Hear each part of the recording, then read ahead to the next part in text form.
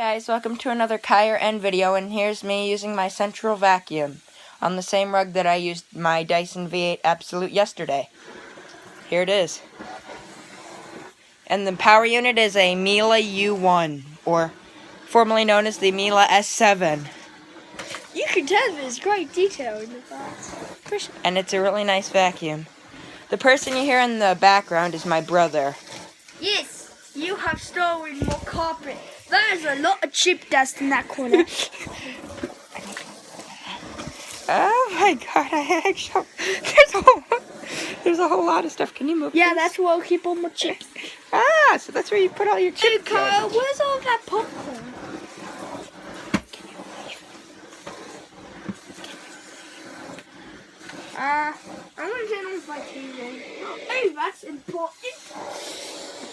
Which, as you can see, it leaves a little bit worse groom lines than my Dyson V8 does.